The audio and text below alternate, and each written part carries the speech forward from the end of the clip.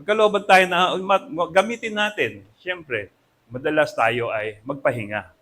At ang topic natin for the whole month is all about rest. May I invite everyone na tayong lahat ay tumayo and let us always declare the authority of the Bible. Sa 2 Timothy chapter 3 verse 16 to 17. Sabay-sabay po nating i-declare ito with ating with faith po in our life. Sige po. 2 Timothy chapter 3 verse 16 to 17.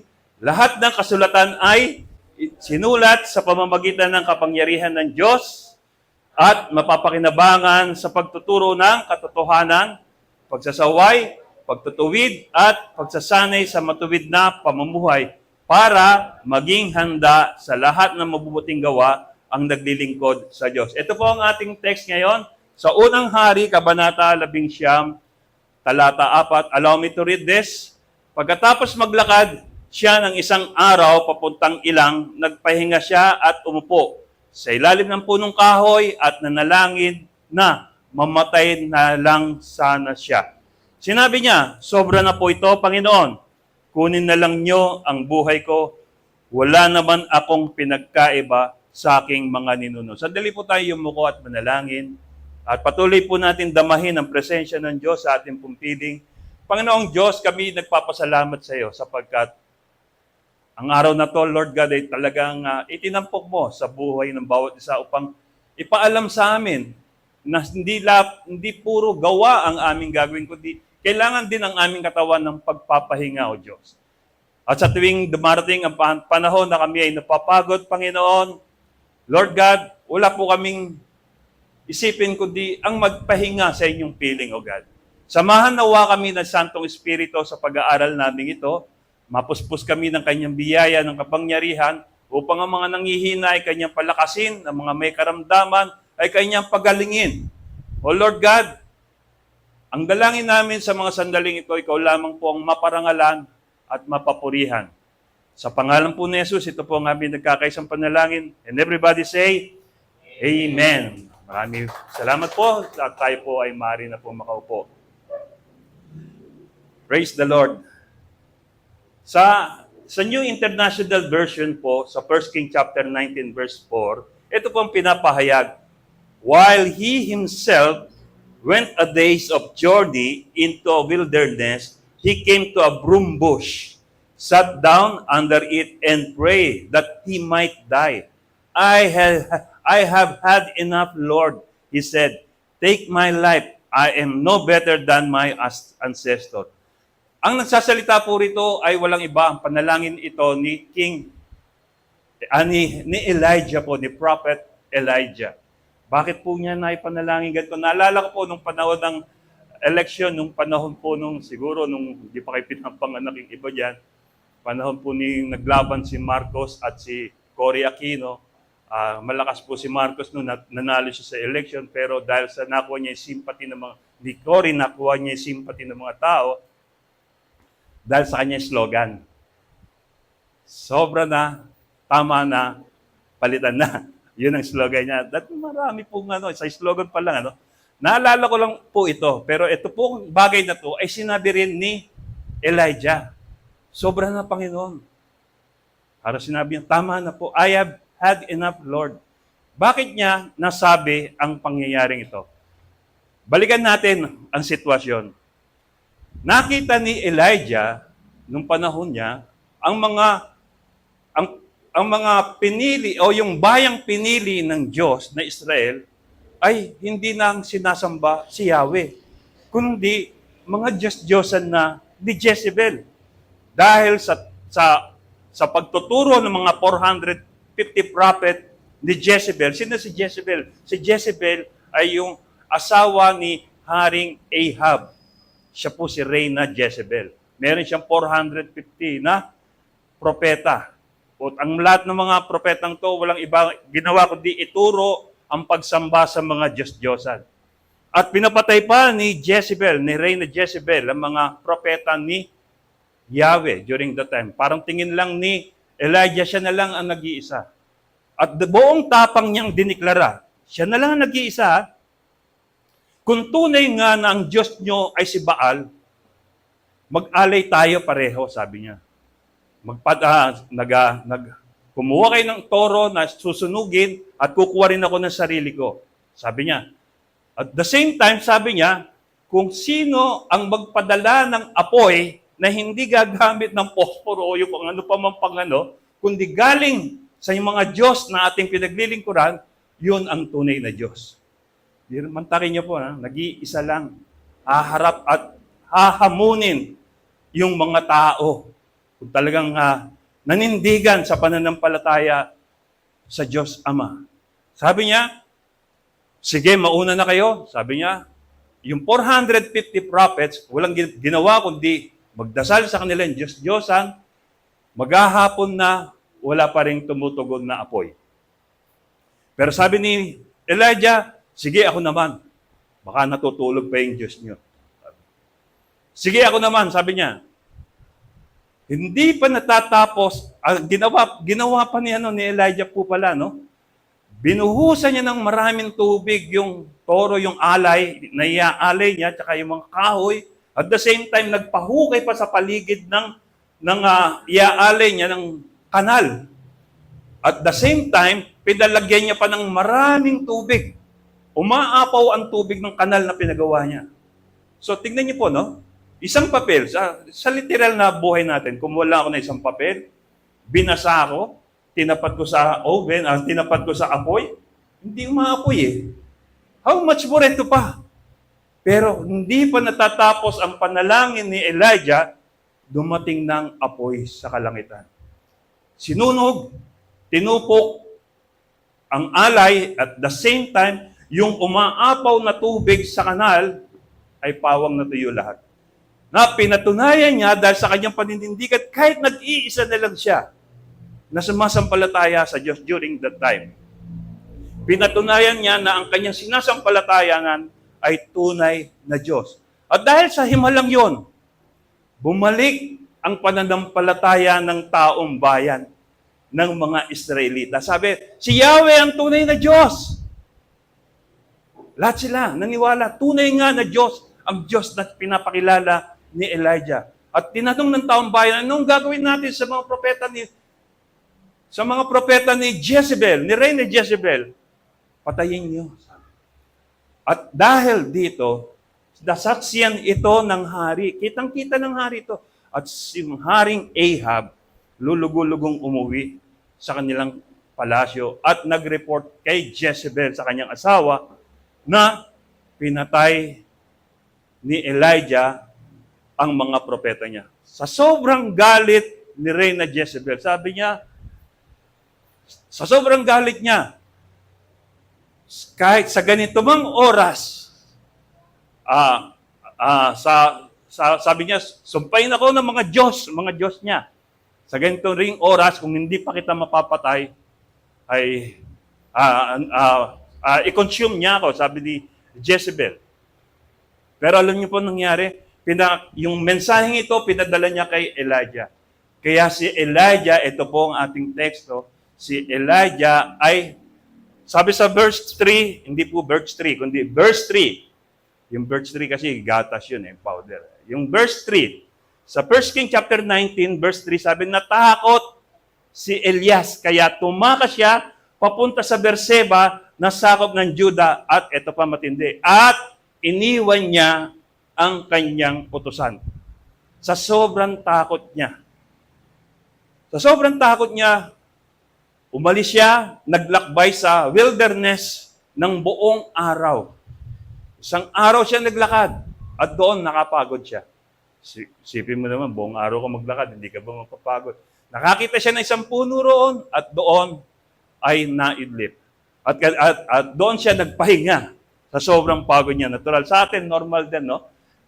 Lahat tayo gumagawa.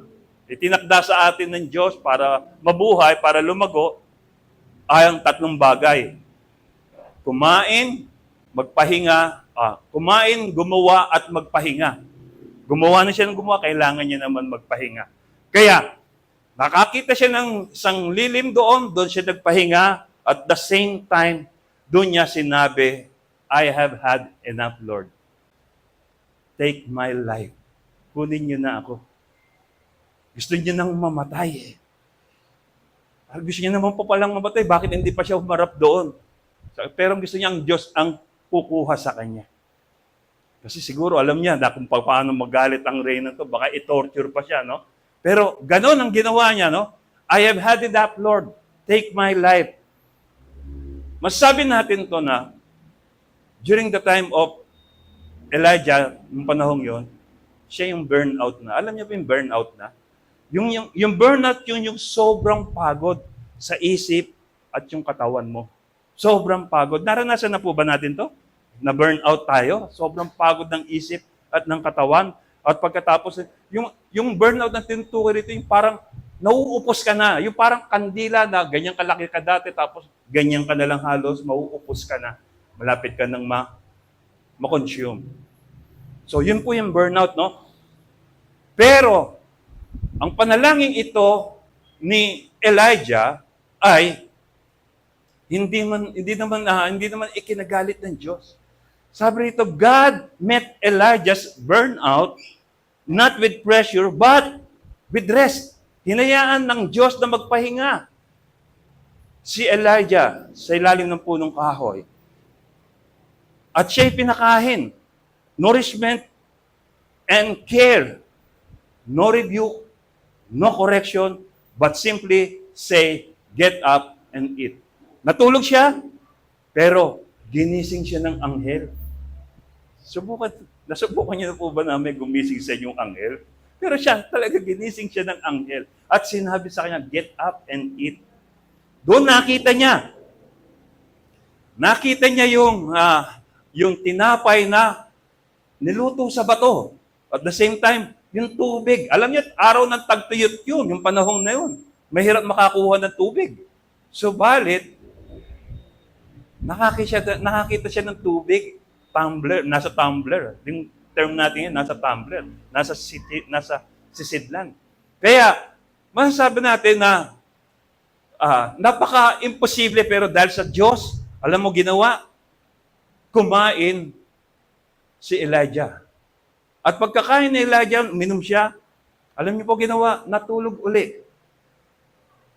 Burnout doesn't usually announce itself. It builds slowly, dahan-dahan sa buhay natin, quietly, until one day, you will realize you are empty. Wala ka na laman. Upos ka na lang. So kapag dumating sa buhay natin to, anong ginagawa natin? Tayo po ba'y katulad din ni Elijah na nagsasabi, take my life, Lord. I have had enough. We are held by a strength that is not our own, but from God. Yung lakas natin, yung kakayahan natin, hindi naman talaga galing sa atin yan. Galing yan sa Diyos. Tayo ay inaalalayan ng lakas na hindi sa atin, kundi galing sa Diyos. Alam niyo ba yung pakiramdam na kahit na natulog ka na, parang paggising mo, pagod ka pa rin? Yung kahit mahaba na itinulog mo, paggising mo, pagod ka pa rin. Naranasan ko po yan eh. Nung ako'y nagtatrabaho sa hotel, ako'y na-assign ng midnight, naisip ko, bakit pag tulog ko ng mahaba o ng maikli, parang pagod pa rin ako. Parang ang sakit sa katawan, parang ang hirap kumilos. So, alam niyo yung pakiramdam na kahit natulog ka, pagod ka pa rin, hindi lang katawan ng pagod, pati isip at puso. And that is the voice of exhaustion talking. And that is our title for today, the voice of exhaustion. Ano ba yung the voice of exhaustion? If we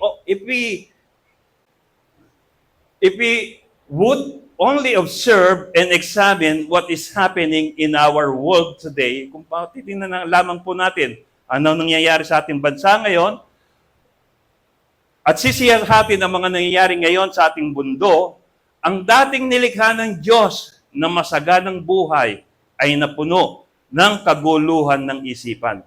Bansa sa bansa ay naglalaban, kapwa-tao ay nagpapatayan, nag-uunahan sa pagkuha ng yaman upang ang darating na araw ay mapaghandaan kahit nalalaman nilang ang mata ng Diyos sa kanila ay nakatunghay. Tingnan po natin, no? Mula barangay hanggang sa executive level ng ating gobyerno, iisa ang issue, corruption. Hindi po ako namumulitika dito, kundi talaga nakikita lang talaga natin doon. Naobserbahan po natin. Ano po, bakit nagkakaroon ng korupsyon? Kasi sabi po dito, kapwa-tao nag-uunahan sa pagkuha ng ayuda, ng makukuha, ng makukulimbat. Bakit? Dahil sa paghahanda nila sa darating na bukas. Ayaw nila pagdating ng araw, magutom sila. Kaya nagpapakuha, ngayon pa lamang, nagkakamal na ng mga salapi para napaghandaan nila ang kanilang mga araw. People are killing one another, racing to grab wealth to prepare for the coming days, even though they know that the eyes of God are watching over them. God wants us to discover rest. Nadidiscover po ba natin? Gusto niya laging malaman natin, matunghayan natin sa buhay natin, kailangan din natin magpahinga. Meron akong kilala, kasama ko sa trabaho. Sa umaga, empleyado siya. Sa gabi, nagtatrabaho pa rin. Day off niya, nagsa-sideline pa rin. Ganun lagi ang routine ng buhay niya. Dahil gusto niya mapaghandaan ang future ng kanyang family, okay po yun. Pero merong itinakda ang Diyos eh. Gumawa sa araw, sa gabi, magpahinga. Pero pag binviolate mo na to, law of nature na to, you even violated yourself. Anong hinahanap mo? Sakit. Alam niyo po nangyari, nagkaroon siya ng cancer. Yung mga inipon niya sa lapi, kulang pa sa pinambabayad niya sa pagpapagamot. So, if we abuse ourselves, tayo rin, mga kapatid, tayo rin mismo ang maapektuhan. In Isaiah chapter 40 verse 29, it says, pinalalakas niya ang mga nanghihina at ang mga napapagod. Sa buhay natin, nakakaranas tayo ng pagkapagod. Minsan parang napakahina na rin natin. Parang sa isang bagay, maliit na gawain, parang hindi mo pa magawa. Bakit? Kasi dumarating sa punto ng buhay natin yung panghihina at pagkapagod. He gives strength to the weary and increases the power of the weak. Sabi po sa Awit, Kabanata 23, verse 2, talata 2, tulad ng tupa, pinagpapahinga niya ako sa masaganang damuhan. Patungo sa tahimik na batisan, ako'y kanyang inaakay. Sabihin po nga natin na pagpapahinga. Pinagpapahinga tayo ng Diyos sa tahimik na batisan. He leads me besides the still water. Ganun po kabuti ng Panginoon. Nakikita niya lahat ang sitwasyon natin, even right now. Wala po tayong may tatago sa Kanya. We all need rest. And there is no exemption. Lahat tayo napapagod. Kung lahat tayo ay napapagod, so kailangan natin ng pagpapahinga. Even the child, napapagod din sa pag-iyak-iyak niya. At pagkatapos niyang umiyak, matutulog na, magpapahinga. So, there is no exemption when we speak about rest. Lahat kailangan. Even the strongest person we've ever known, kailangan pa rin magpahinga. Kahit strongest pa siya. He needs to get rest. Isaiah chapter 40 verse 30 sabi, even youths grow tired and weary, and young men stumble and fall. Kahit daw ang mga kabataan ay napapagod at nanlulupaypay at nabubuhal. Lahat daw, kahit kabataan, napapagod. Ngayon, kapag napagod ka, anong gagawin mo? Tutuloy ka pa rin? No. You deserve a break. You deserve a KitKat. So, kailangan po, There is dangers. There is dangers of not getting enough rest. And what are these? 3 points. One, you will become weary and drained. Drain, wala ka na may lalaman. Talagang totally empty ka na. Two, you will lose perspective and struggle to trust God. Yung pananaw mo patungkol sa Diyos, medyo maapektuhan, baka mawala pa. And that is the danger of not getting enough rest. And number 3, you become an easy target for discouragement and temptation. Madali ka ng matempt. Madali ka ng masubukan. Madali ka na rin bumagsak kapag you don't have enough rest. So, isa-isahin po natin, your body and mind get tired. Yung katawan mo, isipan mo, napapagod talaga yan. And even small tasks feel heavy. Nakikita mo yung kalat, pwede mo nang damputin. Iuutos mo pa. Ganyan yun. Yung sobrang pagkapagod mo, pwede mo nang damputin, no? Iuutos mo pa. Yung kaya mo nang kumuha ng isang basong tubig, iuutos mo pa. Bakit? You will become weary and drained. And that is one of the danger of not having enough rest. Number 2, sabi, you will lose perspective, yung pananaw mo, and struggle to trust God. And you will struggle to trust God. Andiyan pa ba kayo, Panginoon? Nakikita niyo pa ba sitwasyon ko? Ang dami ko na pong suliranin. Pwede mo sabihin ganun na mawawala yung perspective mo patungkol sa Diyos if you don't have enough rest. When you're exhausted, it's hard to see clearly. Yung faith feels distance and worries grows bigger. Darami ang mga worrying mo sa buhay kapag you don't have enough rest. You become an easy target. Number 3, you become an easy target for discouragement and temptation. Kaya nga po katulad ni Elijah, sabi niya, Lord, I have had enough. Gusto to take my life. Gusto ko na mamatay. Sa trabaho, sa school ng kapatid ko sa Golden Success College, marami po akong nakakausap doon. Talagang gusto na nilang magpakamatay. Suicidal na talaga. Yung iba, nakita ko, dami na sugat dito. At the same time, hanggang ngayon, may nakakausap pa rin ako mga kabataan doon na talagang gusto na magpakamatay. Dahil sa dami raw ng kanilang mga problema na dinaranas, talagang kahit ako man nung panahon ko dati nung aking kabataan, dumating din sa punto na naghangad din ako na magpakamatay na lang. Pero sabi ko sa sarili ko, sandali lang nila ako iiyakan. Pagdating ng araw, magtatawanan na sila ulit. So, hindi ganun. Kaya kapag tayo ay kulang sa pahinga, kulang sa tulog, ito yung danger. Maaari tayong maging prone sa makapag-isip tayo ng mga negative or even yung mga suicidal mode. Sabi, a tired heart is weak. A tired heart is weak. That when doubt, fear, and wrong choices may enter to mind. Dumarating din sa punto ng buhay natin kapag tayo sobrang pagod na, sobrang hirap na at hindi nagpapahinga, nagkaging maramdamin din po tayo. Ako rin, sa edad ko, lalo na sabi natin, pagka nagkakaedad, lalo nagiging maramdamin.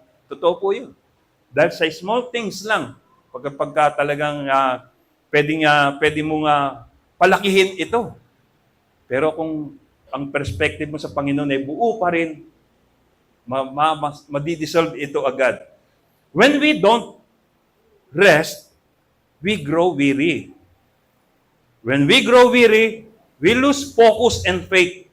And when we lose focus and faith, we become vulnerable. Ibig sabihin, maramdamin.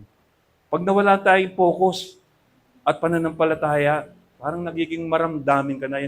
Maliit na bagay, pwede mong palakihin. Halimbawa, dito sa church, hindi lang nabanggit ang pangalan. Sa pagkakaroon ng meeting, nag-walk out na at hindi na umatin. Hindi lang nakamayan, hindi lang nabati, umalis na. sa church. Napagalitan lang ni pastora, nagpagalitan ko lang, o kung ng mga leaders, hindi na umaten. Nagkakaroon kasi ng pagkakaroon, nagiging vulnerable, nagiging maramdamin. Kapag ka ikaw ay labis na gumagawa at kulang sa pahinga. Balikan po natin si Elijah. Elijah stood alone against 450 prophet of Jezebel. Siya lang mag-isa, buong tapang na nanindigan upang ipakilala pa rin na ang Diyos na kanyang sinasamba ay tunay na Diyos sa kabila ng lahat na pwede na siyang patayin anytime during that time. Buong tapang siyang nanindigan at ang Diyos naman, hindi siya pinabayaan. Pinakinggan pa siya, nautusan niya ang Diyos, nagpadala ang Diyos ng apoy para yung toro na kanilang susunog na iaalay, susunugin sa kanyang Diyos, ay masunog upang ipakilala sa mga tao at even sa mga prophet ni Jezebel na hindi lang dahil sa siya yung Diyos, kundi para ipakilala na ang Diyos ay sumasa kay Eliseo during that time. Biro mo, kahit na kapag ka po pala tayo ay babad, malapit sa Panginoon, minsan hindi natin namamalayan, nauutosan natin ng Diyos. At ang Diyos naman willing naman sumunod. Sumunod, hindi pa nga natatapos yung prayer ni Elijah, dumating na kagad ang apoy. Gaano katapang, ano mo masasabi mo sa isang tao na hahamon sa isang buong bayan at sa kaharian, sa harapan ng hari, hahamunin ang lahat, ipakilala lamang na ang kanyang Diyos ay tunay na Diyos. Kaya natin gawin yun?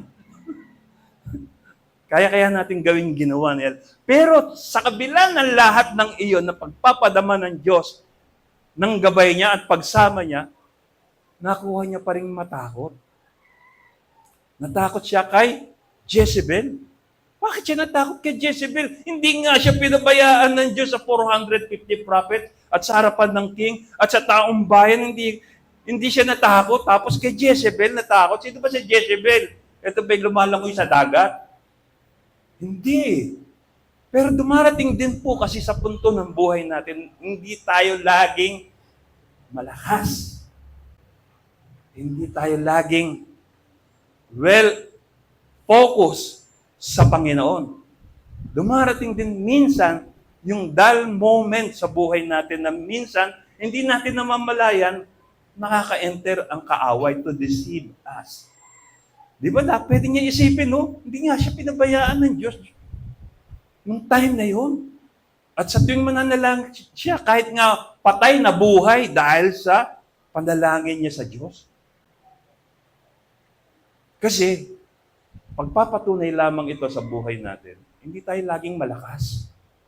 Hindi tayo laging handa. Dumarating din sa punto ng buhay natin, napapagod tayo. Hindi tayo nagiging aware. Kaya tingnan po natin, no? God met Elijah not with demand, but rest. Pinagpahinga.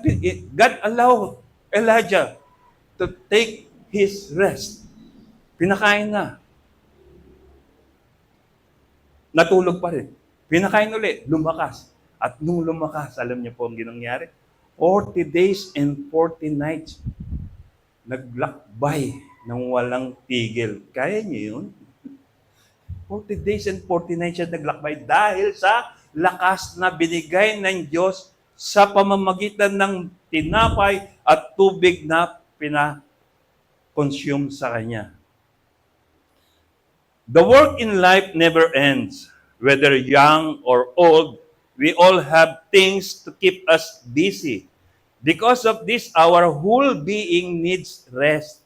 Because our ability, wisdom, and strength all have limits. Sa Tagalog sabi, di matatapos ang mga gawain sa buhay. Bata man o matanda na ay kapwa may pinagkakaabalahan. Bunga nito ang ating buong pagkatao ay nangangailangan ng kapahingahan dahil ang ating kakayahan, karunungan at lakas ay may hangganan. may limit po tayong lahat. Sa totoo lang, yung nakikita nyo ngayon, hindi nyo na nakikita yung likod nito dahil nahaharangan. Di po ba? And that is a form of limit. Yung dating, yung kung kaya mong bumuhat ng isang kabang bigas, 2 kaban, kaya mo, 3 kaban. Malamang hindi na. So, merong tayong limitasyon. Pero ang Diyos wala. Amen? Palakpakan nga po muna natin ang Panginoon. Mapalad po tayo dahil ang sinasamba nating Diyos ay walang hanggan, walang limitasyon. Anytime, kung hindi natin kaya, ibigay natin sa Diyos dahil kaya ng Diyos. Di ba? How do we practice our rest day? 3 ways to practice rest. Well, rest from work, rest in God, and rest with people. Bakit? Isa-isayin natin to, no? Sa rest from work, stop producing. Kasi may araw ka para mag-day off. Alimbawa, day off mo na eh. Day off mo na, okay. Huwag ka na mag-sideline. Kung kinakailangan, ito yung exemption dyan. Yung pagsiserve sa Lord, on your day off, dahil involved ka sa ministry, go yun, okay yun. But, yung talagang magwo-work ka pa rin para kumuha ka ng extra income pa, medyo may problema po tayo ron. Your value is not what you produce. You are loved even when you're not busy. Mahal ka pa rin ng Diyos kahit hindi masyadong abala sa trabaho. Hindi pa rin nagbabago ang Panginoon. Kung ikaw ay nagpapahinga, mahal ka pa rin ng Diyos. Gumagawa ka man o nagpapahinga, mahal ka pa rin ng Diyos. You don't need to produce in your rest day. You just need to receive. Kaya wala mo nang wala mo nang, ano ba yung mga pinagkakabalaan natin sa cellphone? Wala mo nang mga kung ano-ano dyan. Practical, no emails, no sideline, no quick task. Kundi, focus ka muna sa pahinga mo. Focus ka muna sa pakikipagkaisa sa Panginoon. And number 2, sabi, rest in God. Stop striving. Use the day to refill your soul. Prayer, worship, yung rest in God na yun. Kailan nyo huling binasa yung Bible? How's your devotion? Nag-quiet time ba kayo kanina? Ano ang message ng Lord sa inyo kanina? Di po ba? Iyon ang hinihingi ng Lord sa atin. Magbigay tayo ng panahon, ng oras sa Kanya, pakikipag-ugnayan sa Kanya, at alamin kung anong kalooban niya sa atin. And that is a kind of resting in God. Use the day to refill your soul, prayer, and worship. And number 3, rest with people. Anong rest with people? Maki-involve ka. Halimbawa, may practice. Ang music. At kasama ka, be involved. Huwag kang magsasabi ng marami kang alibay. Be involved. Mag-practice ka pa rin. Kahit na anong ginagawa mo. Kung ano yung napagkasundo yung oras, go ahead. Be involved. Dahil pinanganak tayo nang may kasama na. Paano? May kasama na tayo ng pinanganak. Nung pinanganak ka, nandiyan yung magulang mo. Andiyan yung mga pinsan mo, mapalad ka pa kung nandiyan yung mga kapatid mo. Kung ikaw yung bunso. Pinanganak tayo na may kasama na. Kaya we should stop isolating ourselves. Walang sino man ang nabubuhay para sa sarili lamang. Inaawit natin dati yan eh. Kailangan natin ng kasama. Kailangan natin ng katuwang. It is God who said, kay Adam, it is not good for man to be alone. Kaya dumating si Eva. Kaya kailangan natin ng kasama. Stop isolating. Huwag ka nang mag-imo-imo. May kasama ka. At pahintulutan mo na ang kasama mo ay makasalamuha mo. Dahil binigay yan ng Diyos sa iyo. Ipagpasalamat mo sa Diyos. Di ba?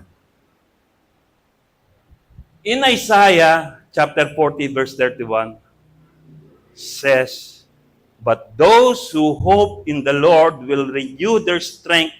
They will soar on wings like eagles. They will run and not grow weary. They will walk and not be faint. Kahit na tumakbo man sila ng tumakbo, hindi rin sila mapapagod. Those person who hope with the Lord, yung pag-asa niya ay nasa Panginoon. Ano man ang gawin niya, hindi siya, gaano man kalayo takbo niya, hindi siya mapapagod dahil umaasa siya sa Panginoon. Ang mga nagtitiwala sa Panginoon ay muling magkakaroon ng lakas. Lilipad sila ng gaya ng agila. Tumakbo man sila, hindi mapapagod. Lumakad man sila, hindi manghihina. Yun ang pangako ng Diyos sa lahat ng mga taong umaasa sa Panginoon. The Lord Jesus didn't come to give us more burdens. He came to give us rest. You just have to come to Jesus. 11:28 ng Matthew.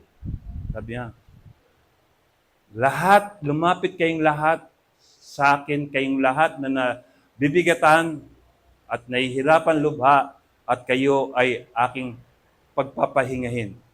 Come to me, all who you are weary and burdened, and I will give you rest. Kumusta po ang status natin ngayon? Pagod na po ba tayo? Lapit lang tayo sa Panginoon. And our Lord is generous to give us enough rest in our life. Only the Lord Jesus can step into our emptiness and restores joy in us. Kumusta po ang ating spiritual life? Masaya pa po ba tayo? Tayo po ba ay nagagalak pa? May kagalakan pa po ba ang pakikipagkaisa natin sa Panginoon? Yung ginagawa po ba natin ito, nagagalak pa rin po ba tayo? O baka naman ito po ay parang isang ritual na lang at isa na lang responsibilidad.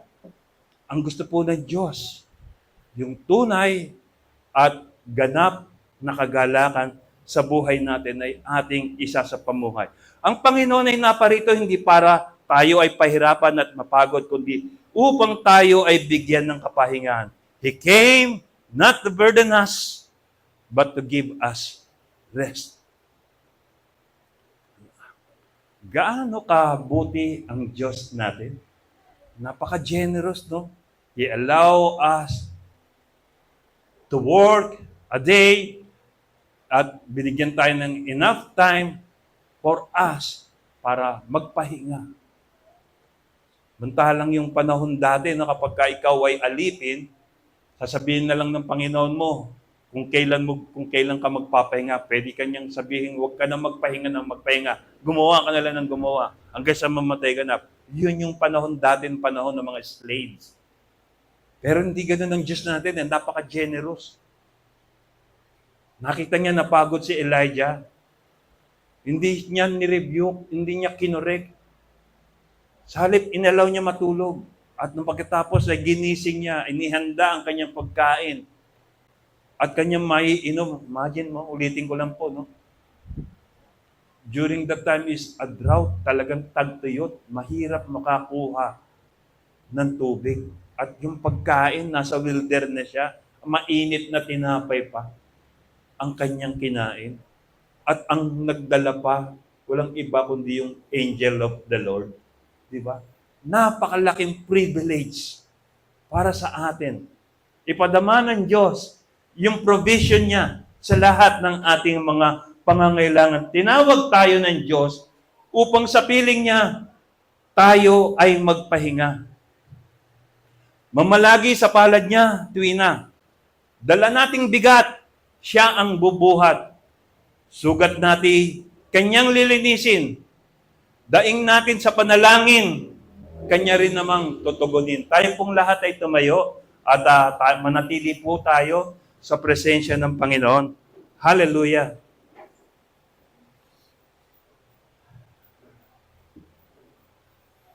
Sa mga sandaling ito, ano po ba ang ating pong nararanasan?